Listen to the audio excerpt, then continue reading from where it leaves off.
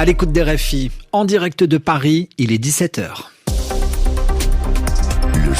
Le journal en français facile.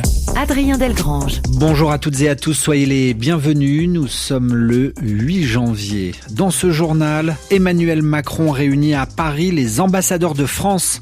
Ils sont venus des quatre coins de la planète écouter la vision du monde du président de la République. Une actualité dominée également par la libération du Français Laurent Vinatier. Il était détenu en Russie. Laurent Vinatier est déjà à Paris. Il a même retrouvé sa famille. Paris, scène rare dans la capitale française aujourd'hui, d'imposants tracteurs au pied de la Tour Eiffel ou de l'Arc de Triomphe. Une manière pour les agriculteurs en colère de se faire entendre. Et puis enfin, nous serons en République démocratique du Congo, où une maman gorille donne naissance à des jumeaux. Une naissance qui est un événement pour cette espèce d'animal menacé. Voilà pour les titres. Soyez les bienvenus. Emmanuel Macron reçoit au Palais de l'Élysée les ambassadeurs, celles et ceux qui représentent la France à l'étranger. Moment solennel du chef de l'État pour fixer les objectifs de l'année. À retenir dans son discours le passage sur les États-Unis.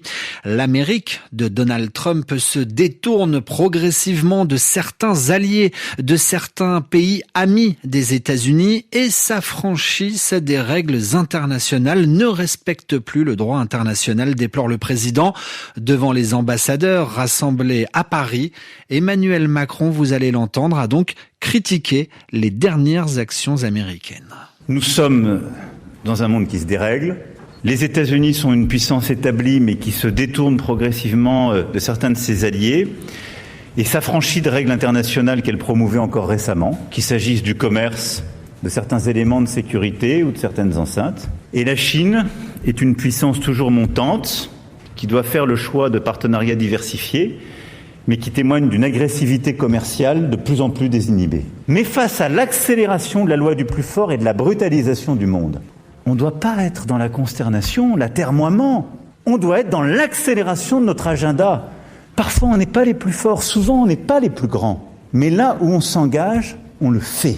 Et ça, défendez-le dans les capitales où vous servez le pays.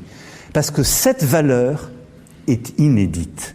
Nous refusons le nouveau colonialisme et le nouvel impérialisme.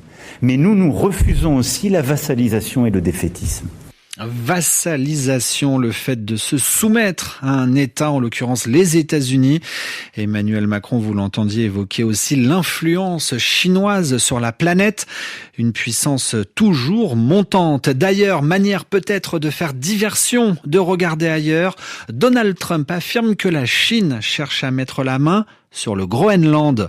Dans les faits, Pékin ne contrôle ni le territoire, ni des infrastructures au Groenland, mais il existe bien une stratégie chinoise, discrète, patiente, résolument tournée vers l'avenir de l'Arctique, nous explique Cléa Broderst. Officiellement, la Chine ne revendique rien au Groenland. Elle ne cherche pas à contrôler le territoire. Il n'y a ni soldats, ni bases militaires, ni investissements massifs chinois. Mais la Chine avance autrement, à petits pas. Elle considère l'Arctique comme une région stratégique pour l'avenir. Le réchauffement climatique fait fondre la glace, de nouvelles routes maritimes apparaissent et le sous-sol du Groenland contient des ressources importantes comme les terres rares. Pékin se présente comme un État proche de l'Arctique. Elle met en avant la recherche scientifique et l'étude du climat. En parallèle, des entreprises chinoises ont tenté d'investir dans les mines ou les infrastructures, notamment des aéroports. Ces projets ont presque tous été bloqués ou abandonnés sous la pression du Danemark, des États-Unis et des autorités groenlandaises. Aujourd'hui, la présence chinoise est très limitée, mais l'intérêt reste fort. La Chine raisonne sur le long terme. Elle ne cherche pas à s'imposer directement, mais à être présente quand l'Arctique deviendra un espace central. Donald Trump exagère donc la menace, mais il met en lumière un vrai enjeu stratégique. Cléa Broderst, Pékin, RFI. En Iran, 12e jour de contestation populaire. Ce mouvement, parti des commerçants pour protester notamment contre l'inflation, l'augmentation du coût de la vie et qui fait tache d'huile dans une cinquantaine de villes de province avec des slogans contre le pouvoir en place. Des rassemblements ont de nouveau été dispersés par la police selon l'agence de presse iranienne. Un policier a été aujourd'hui poignardé à Téhéran. Et c'est dans ce contexte que nous avons appris que les autorités russes ont libéré aujourd'hui un Français, le chercheur Laurent Vinatier. Il était emprisonné en Russie depuis juin 2024. Il retrouve donc la liberté en échange de la libération du basketteur russe Danil Kazakhstin.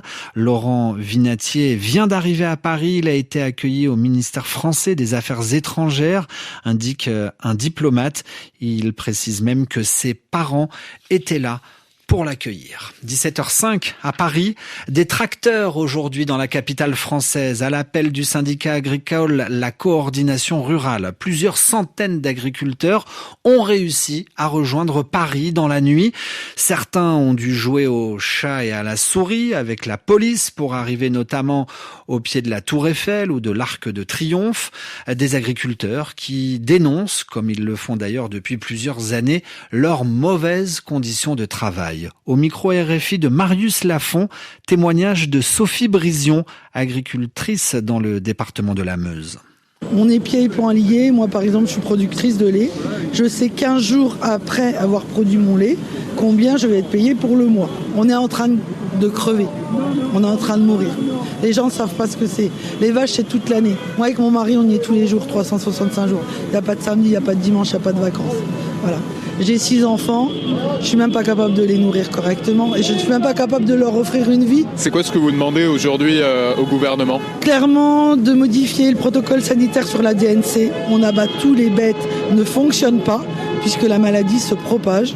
On demande que les clauses du Mercosur soient annulées, voilà, que ce qu'on produise en France soit vendu au juste prix et on demande qu'on n'importe pas d'autres pays avec des substances chimiques qui sont autorisées et que nous, on n'a pas le droit. Et ce qu'on veut, c'est vivre de notre métier.